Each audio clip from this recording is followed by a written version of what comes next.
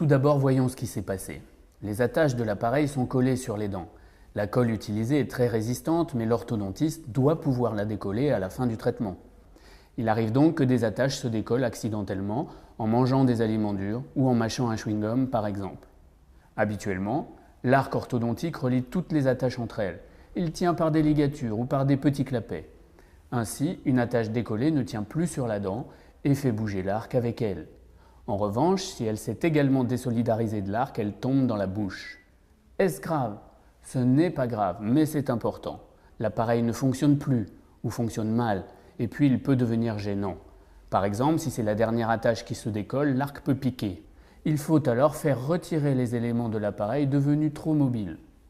Ce qu'il ne faut pas faire, s'affoler, cela ne se justifie pas. Faire comme si de rien n'était. Surtout, éviter d'aggraver le problème en essayant de bricoler l'appareil. Que faut-il faire? Il faut tout d'abord observer dans la bouche pour être bien sûr de ce qui se passe. Par exemple, est-ce que l'attache bouge ou bien est-elle tombée? L'appareil fait mal ou blesse-t-il? Ensuite, il faut téléphoner à votre orthodontiste pour lui expliquer. Son équipe et lui-même sont formés pour vous aider et vous donner un rendez-vous en fonction de ce que vous lui décrivez. Si vous ne pouvez pas le joindre, il y a quelques gestes que vous pouvez faire. Si l'attache est partie, recouvrez la partie de l'appareil qui gêne par de la cire orthodontique qui vous est fournie par votre praticien ou que vous pouvez acheter en pharmacie.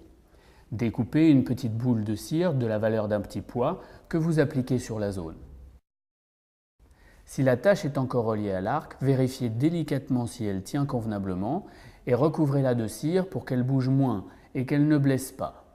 Contactez l'orthodontiste dès que possible ou un dentiste généraliste si vous êtes en déplacement ou en vacances. Dernière chose, attention, si vous portez des élastiques ou un appareil de nuit, vous devez les arrêter. Et enfin, si cela arrive trop souvent, il faut penser à utiliser plus délicatement votre appareil et bien suivre les consignes qui vous ont été expliquées lors de sa pose.